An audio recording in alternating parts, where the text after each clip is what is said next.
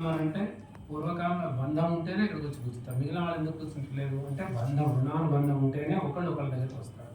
ఎవరైనా మనం దగ్గరికి వచ్చి మన దగ్గరికి అడుగుతున్నారంటే ఏదో పూర్వజన్మలో ఏదో బంధం ఉండి కాబట్టి భిక్ష కూడా వేయడానికి నీకు ఇష్టం లేదు పక్కకు పోమని చెప్పాలి, కానీ వాళ్ళ మీద అరవకూడదు. నీ బంధం ఉన్నట్టు కదా అంతకుముందే. ఓ నీళ్లు కావాలనుకున్న వాళ్ళకు నీళ్ళు ఇస్తే, మన దగ్గర నీళ్ళు ఉన్నాయనుకోండి, కొన్ని నీళ్ళు ఇస్తే సంతోషపడతాం. అట్లాగే ఆహారం ఏదైనా సరే నీడ. పూర్వకాలంలో ప్రత్యేకించి ప్రతి ఇంటి ముందు ఒక షెడ్ లాగా వేసేవాడు, చిన్న గుడిసెలాగా. ఎందుకంటే పాఠశాలలు వెళ్తూ ఉంటారు, కుండ నీళ్ళు పెట్టేవాడు ప్రతి ఇంటి ముందు. వాళ్ళకి ఏంటంటే వెళ్ళేవాళ్ళు పాపం ఎవరైనా సేవ చేసుకుంటారు, ఇక్కడ కొన్ని నీళ్ళు తాగిపోతారని. ఇప్పుడు ఆ గుడిసె స్థలం ఉందనుకోండి, ఏం చేస్తారు, అమ్మ ఎక్కడ పోతుందని అక్కడ వరకు గొడవ కట్టేస్తారు. కానీ అట్లా కాదు, ఈ కాలంలో ఆ పూర్వకాలంలో అలా ఉండేది. ఇంకొకరికి మనం సహాయం చేయాలి, వాళ్ళు పాపం చాలా ఇబ్బంది పడతారు కదా అని చెప్పేసి. అట్లా బాబావారు ఏం చెప్పారంటే ఇంకొకరికి నీవు సహాయం చేయగలిగి ఉండాలి, అంతేగాని నీవంతటా నీవు చేయకుండా పట్టిగా కూర్చోవడం వల్ల ఫలితాలు. ఒకళ్ళ దగ్గర లేదు, పెట్టే ఇవి చూపించుకొని చెప్తున్నారు. అట్లాగే భగవంతుడే సర్వాలు కాదు, ఇంకెవరు మనం రక్షించేవాళ్ళు కాదు. మనం అనుకుంటాం, ఇంతకుముందు బాబా పాట పాడింది కదా, బాబా చిత్తమే, మన ఇష్టం ఏం లేదు. మనం అనుకుంటాం కోరికలు, నాకు ఆ కోరిక కావాలి, ఈ కాదు కాదు. ఆయన ఇష్టం, ఆయన చిత్తంలో ఏదంటే అదే జరుగుతుంది, అంతే తప్ప మన ఇష్టం ఉన్నది ఏమీ లేదు. ఆ పాట అర్థం కూడా అది. కాబట్టి ఇక్కడ ఏం చెప్తున్నానంటే మనం ఏదైతే అనుకుంటామో అది నెరవేరుతుంది అని అనుకోవడానికి కూడా లేదు. కాబట్టి నమ్మకం ఉండాలి, విశ్వాసం ఉండాలి. మనకు సద్విచారం వచ్చేట మంచి ఆలోచనలు కలగజేయడానికి. మంచి ఆలోచనలు మనం అనుకున్నాం అనుకోండి, అది భగవంతుడు గురువు ఏం చేస్తాడంటే దాన్ని కలగజేయడానికి ప్రయత్నం చేస్తాడు. అట్లా అని చెప్పేసి మనం కలగజేయడానికి ప్రయత్నం చేసినప్పుడు కొంత స్థితిలో మనం అక్కడికి వెళ్ళాం. మంచి చెప్తున్నారు అనుకోండి, వెళ్తామా.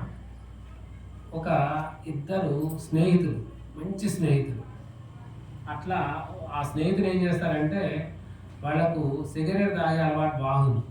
చైనీస్ పర్సన్ అంటే ఇదంటారు కదా, అంటే కంటిన్యూగా తాగే అలవాటు, ఆగకుండా తాగే అలవాటు, అంటే రైలు పొగ లాగా వస్తుంది కదా, అట్లాంటి అలవాటు అన్నట్టు. అంటే అఖండ దీపం వెలుగుతున్నట్టు ఎప్పుడు వాడి నోట్లో అది జరుగుతూనే ఉండాలి. అట్లా ఇద్దరు తాగుతుంటే ఒకరోజు ఒక పేపర్ చదివి ఈ ఎవరైతే సిగరెట్ తాగుతాడో వాడికి క్యాన్సర్ వస్తుందని చెప్పేసి చదివాడు. చదివి స్నేహితుడి దగ్గరికి తెలియగల ఆ స్నేహితుడు కదా వచ్చి, సరే మనకి నువ్వు మధ్య సిగరెట్ తాగుతున్నాం, పేపర్లో ఏం రాస్తాడంటే అట్లా తాగడం వల్ల క్యాన్సర్ వస్తుందట అని చెప్పేసి అంటే, వాడు చాలా ఇంకా తెలియగల వాడు. అట్లా నిజమా అన్నాడు. అవును అంట, అది ఒక పని చేయి, రేపటి నుంచి మానేద్దామా అన్నాడట. ఏం మానేస్తావు, ఆ పేపర్ చదవడం మానే అని చెప్తాడు. కాబట్టి ఆ చెప్పే విషయాన్ని అంటే మంచి చోటుకి వెళ్లకుండా ఉంది అని అర్థం. కాబట్టి వాడి చెడు మాత్రం ఆపుకోడు, మంచి చోటుకి వినడానికి ఇష్టం. కాబట్టి అలా కాకుండా మంచి వినడానికే ప్రయత్నించారు. భగవంతుడు సర్వాధికారి, కానీ భగవంతుడి విషయం చెప్పడానికి, అంటే మనలో ఉన్న భావన, మనలో ఉన్న కష్టం చెప్పడానికి మధ్యలో ఏదైనా సరే సంచితము, ఆగామి, ప్రారంధము. సంచిత కర్మలు, ఆగామి కర్మలు, ప్రారంధ కర్మలు, 3 కర్మలు. కర్మ లేకుండా ఎవరు రాదు. సంచిత కర్మలు అంటే మనం ఎప్పుడో చేసుకున్నటువంటి కర్మలన్నీ అనుభవించాల్సిందే. ఆగామి కర్మలు, వచ్చేటువంటి కర్మలు కూడా కొన్ని, వీటి ద్వారా వచ్చే కర్మలు కూడా భరించవలసిందే. ప్రారంధ కర్మలు అంటే ఇప్పుడు మనం చేస్తున్నాం కదా, మనం ఏం చేస్తామంటే మనం తిడతాం అందరినీ. ఒక్కోసారి కోపం వచ్చి తిడతాం, వారి ఊరికి 2 సార్లు విచారణ ఏమని చేస్తాం, ఈ బుద్ధిని దాకా జ్ఞానం వెళ్ళిపోని తిడతాం. అది కూడా పాపం. ఇంటి ముందు జంతువు వచ్చినప్పుడు పెట్టకుండా కర్రతో కొట్టడం ఇలాంటివి చేస్తాం, అది కూడా పాపం. ప్రతిదీ పాపం. కాబట్టి చాలా జాగ్రత్తగా మనం దాన్ని చేస్తే అది ప్రారంభ కర్మ కిందకు వస్తుంది. ఈ కర్మలన్నీ ఏంటంటే మనం ఒక మూట కట్టుకున్నట్టే. నాకు ఎన్ని చేసినా కానీ వాడికి ఎవరికో మంచి జరుగుతుంది, నాకు మంచి జరగట్లేదంటే కాదు. మనం ఇచ్చేసినా కానీ దాంట్లో కర్మలు ఉంటాయి. ఆ కర్మలు పోవడానికి చాలా ప్రయత్నం చేయాల్సిందే, అంతే, తప్పకుండా. సద్విచారం ప్రోత్సహించి మంచి ఆలోచనలతో ఉన్నట్టయితే తప్పకుండా భగవంతుడు మేలే చేస్తాడని చెప్పేసి అతనికి మనం ఆలోచనలో ఉదయం అయితే, అందుకే ప్రాతకాలం లేమంట, 4 గంటలకు లేమంటే మనం 4 గంటలకు లేవు, 5 గంటలకు లేవు, 6, 7ంటికైనా లేవు. ప్రాతకాలం 4 గంటలకు లేసి ఒక్కసారి స్మరణ చేయడం. మనసులో ఏదైతే వస్తుందో అదే ఆ రోజు జరుగుతుంది. మనం ఏదైతే అనుకుంటామో తప్పకుండా కొంతవరకు అయితే జరుగుతుంది. నా అనుభవం ప్రకారంగా గురువు స్థితిని బట్టి మనం ఆ బ్రహ్మీ ముహూర్తంలో ఏదైతే తలుస్తామో అది తప్పకుండా కొంత జరిగే అవకాశం ఉంటుంది. అంతేగాని మనం లేవడమేమో 6 గంటలకు సూర్యోదయం అయిపోయి కొన్ని నియమాలు పెట్టుకోవాలి. జీవితానికి కొన్ని నియమాలు పెట్టుకోవాలి. ఆ నియమాలన్నీ తప్పకుండా పాటించాలి. మనం ఈరోజు శనివారం ఒక నియమం పెట్టుకున్నాం. శనివారం కరెక్ట్ ఆ సమయం రాగానే మనకు సత్సంగం గుర్తొస్తుంది. అట్లాగే ఉదయం 4 గంటలకు లేవగానే కనీసం 5 గంటలకు లేవగానే భగవంతుడు ఒక ఫోటో, గురువు గారితో భగవంతుడితో ఏదో ఒక ఫోటో పెట్టుకొని ఖచ్చితంగా అక్కడ పోయి నమస్కారం చేసి తల్లిదండ్రులు ఏదైనా సరే అది లేవగానే భూమికి నమస్కారం చేయడం. ఎందుకంటే మనం చాలా తొక్కి బాబు ఇబ్బంది పెడుతున్నాం కదా. ముందు నమస్కారం కొన్ని నియమాలు అలా పెట్టుకోవడం వల్ల ఏంటంటే మన మైండ్ కూడా ఒక పద్ధతి ప్రకారం వెళ్తూ ఉంటుంది. వెళ్ళగానే నమస్కారం చేసుకోవడం, పెద్దలకు నమస్కారం చేసుకొని అప్పుడు బయటకు వచ్చుకొని ఏం చేయాలి, కార్యక్రమాలు కాలకృత్యాలు ఏమైనా చేస్తారో అవి చేసుకోవాలి.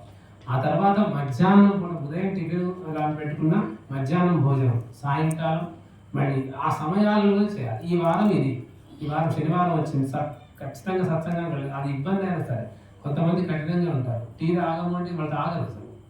నారాయణ వాళ్ళు అయితే ఏం చేస్తారు, వాళ్ళు ఏమనుకుంటారని బాగుండదని చెప్పేసి అనుకుంటారు. కొంతమంది ఉంటారు కదా మొహమాట వస్తుంది.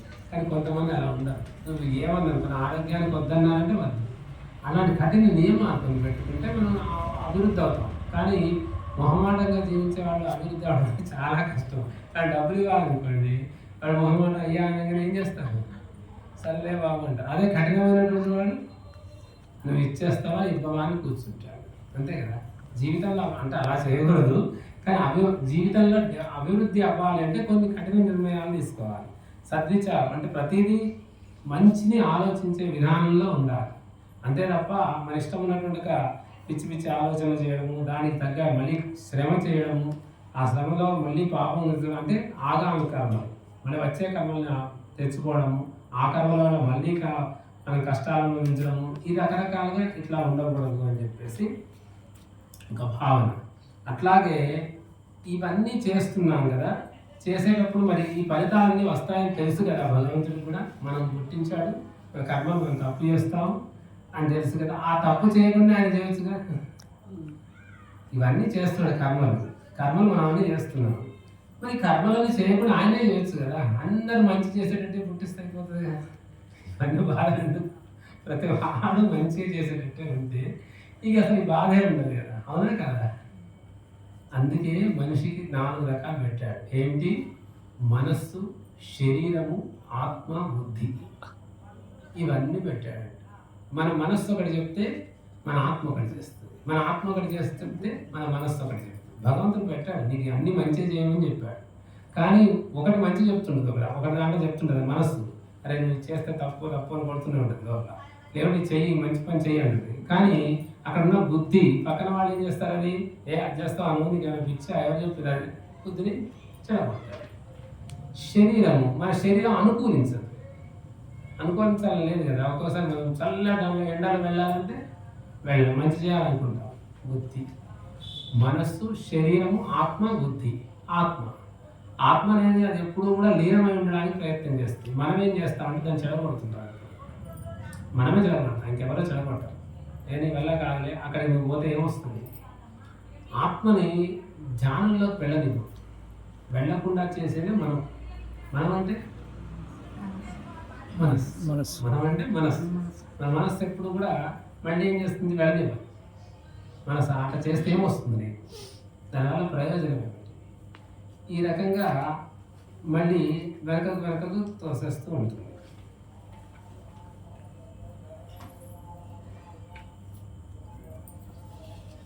అందుకని సద్విచారమైన కర్మలు మనం చేయగలిగితే, సాధ్యమైనంత వరకు చేయగలిగితే మనకేముంది కాకపోతే భగవంతుడికి దగ్గరలో ఉండాలి. దగ్గరలో ఉండాలంటే ఉదాహరణకి ఒక టీచర్ ఉండేవాడు, ఒక హెడ్ మాస్టర్, రిటైర్ అయిపోయాడు పాపం. ఇంటి మీద కూర్చొని రోజు పొద్దున్న లేవగానే వెనక టీచర్లు కానీ ఇంటి మీద కూర్చొని మాట్లాడాడు. దగ్గర ఉంటే వాటి మీద కూర్చొని ఉండేవాడు కదా. ఒక కలెక్టర్ గారు రోజు వాటి నుంచి వెళ్ళేవాడట. ఈ టీచర్ రోజు ఆయన నమస్కారం, ఏదో కథ చెప్పు నేను కూడా విన్నదే, నమస్కారం చేస్తున్నాడు ప్రతిరోజు కూడా.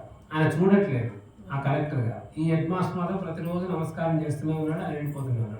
భార్య అన్నది ఏంటంటే మీరు అక్కడ కూర్చొని, అతని పిల్లవాడు, మీరు రిటైర్ అయిన టీచర్ పెద్దవాడు, మీరు రోజు నమస్కారం చేస్తున్నట్టే ఎప్పుడో ఒకరోజు చూస్తాలే, మంచిదే కదా, తప్పేం లేదు అన్నమాట.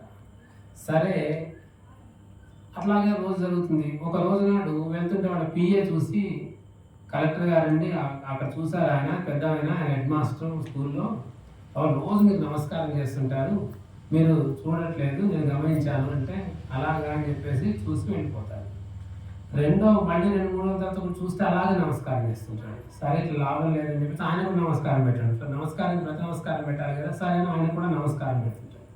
ఇంకా కొన్ని రోజులు గడిచిన తర్వాత లాభం లేదు, ఒకసారి దిగి మాట్లాడదాం, పెద్ద ఆయన కదా అని చెప్పేసి దిగి వచ్చి పక్కన కూర్చొని మాట్లాడుతుంటాడు. మాట్లాడి వెళ్ళిపోతుంటాడు రోజు. అలాగే భార్య టీ తెచ్చియడం, టీ తెచ్చిన కూర్చోమంటారు కదా, కాసేపు మాట్లాడడం. మళ్ళీ కొన్ని రోజుల తర్వాత ఇంకా మంచి విషయాలు మరీ దగ్గర అయిపోయారు అన్నట్టు. ఇంకా హెడ్ మాస్టర్, ఈ కలెక్టర్. ఒక రోజు నాడు ఈయనకు ఒక పని అవసరం పడింది.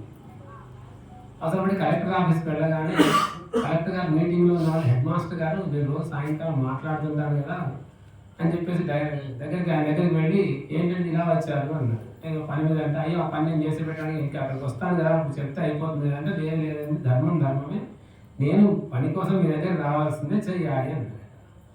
అంతే, సరే లేదు నేను మీకు అట్లా రావద్దు, మీరు పెద్దవాళ్ళు, నేను చేసి పెడతాను, ఆ పేపర్లు నాకు ఇచ్చేసేయండి అని చెప్పేసి తీసుకొని ఆయన పంపించేశాడు. పంపించేసి ఈయన తీసుకొని ఇచ్చాడు, కొంచెం మాట్లాడొచ్చాడు. అంటే ఏం జరిగింది ఇక్కడ, రోజు అతనితో మాట్లాడడం వల్ల మనం భగవంతుడికి గురువు దానికి అనుసంధానం, ప్రతిరోజు ఏదో ఒక సమయంలో అనుసంధానం పెట్టుకోవడం వల్ల ఏంటంటే, ఒకరోజు కాకపోతే ఒకరోజైనా కంపల్సరీ గుర్తిస్తాం. ఒకరోజు కాకుండా భగవంతుడికైనా సరే, ఒకరోజు కాకపోతే ఒకరోజైనా గురువుకైనా సరే, ఒకరోజు కాకపోతే ఒకరోజైనా గుర్తొచ్చని వీళ్ళు రోజు లక్ష్మీ పెడుతుంటారు, జయశ్రీ గారు రోజు పెడుతుంటారు ఇట్లా కొంతమంది. అట్లా ఆ సమస్యను ఏంటంటే, లక్ష్మణగా మిగిలిన పిల్లలు చాలామంది పెడుతుంటారు. ఆ రోజు పెట్టడం వల్ల నేను ఒక ఆయన చెప్తాను, ఒక అతను హైదరాబాద్లో ఉంటాడు. ఆయన నన్ను చూడకుండా ఒక ఏదో వంక పెట్టుకుని ఇక్కడికి రావడము, లేకపోతే ఏదో ఒక ప్రాబ్లం ఉందని నన్ను పిలిపించుకోవడం జరుగుతుంది. ఏదైనా అతనికే నష్టం, ఎందుకంటే అతని కాలంలో వస్తే అతనికే డబ్బులు దండ, నేను పోతే ఏదైనా అడిగినందుకు డబ్బులు ఇవ్వాలి, ఎటైనా ఎవరికి నష్టం అవుతుంది, ఆయనకే నష్టం అవుతుంది కదా. కానీ ఉండలేదు. ఒక 15 రోజులు 20 రోజులు కాగానే, గురువు గారండి నాకు ఇక్కడ ప్రాబ్లం వచ్చింది, మీరు వస్తారా నన్ను రమ్మంటారు. ఎందుకు? అది దానివల్ల ఏమీ ఉండదు, అసలు ఆ విషయమే కాదు, అది సమస్య కాదు, ఆయనకు అది సమస్యే కాదు. కానీ గురువు గారితో ఒక రోజు ఒక 15 రోజులు కాగానే ఆయన మనసు చెలించిపోతుంది వివరంగా. అందులో ఎన్ని ఉంటాయో మెసేజ్లు, రేపు వస్తున్నారా మీరు, మా అమ్మాయి వచ్చిందండి, అల్లుడు గారు చూస్తారు, మీరు దానికి ఒక చిన్న పూజ చేయండి, వాళ్ళ దగ్గరికి వెళ్ళిపోయిన అవసరమా? అవసరం లేదు, వాళ్ళే హ్యాపీగా ఉన్నారు. కానీ లేదు, మళ్ళీ ఒక మాట్లాడలేదు అనుకోండి, మళ్ళీ వచ్చేస్తారు. అంటే ఆయన ఇప్పుడు ఆయన సమస్య, నా మైండ్ ఎక్కడికి పోతుంది, ఓకే ఆయన దగ్గరికి పోతుంది. అరే పొద్దున్న లేస్తే ఏదో లక్ష్మీ గారు ఏమో మాట్లాడలేదు, ఫోన్ చేయలేదు, ఏంటో ఏదో ప్రాబ్లంలో ఉన్నారా ఏంటో అంటే ఈ ఆలోచన ప్రతిరోజు కొంచెం కాంటాక్ట్ లక్ష్మీ రావడం అంటే అంటే ఓ రోజు ఏమవుతుంది, భగవంతుని రోజు చెప్పడం వల్ల, అంటే గురువుగారు ఏదో సంబంధం ఉండడం వల్ల ఏమో మన ఝాన్స్ అక్కడికే పోతుంది, ఊరికి వాళ్ళ మీదకే పోతుంది. అవునా కాదు? మనం సహజంగా మానవులను రోజు ఫోన్ చేసే వ్యక్తి చేయలేదు అనుకోండి, ఏం చేస్తాం? ఇప్పుడు ఎందుకు చేయలేదబ్బా, రోజు ప్రయాణం చేస్తాడు కదా అని చెప్పేసి మనమే చేస్తాం. అవునా కాదు?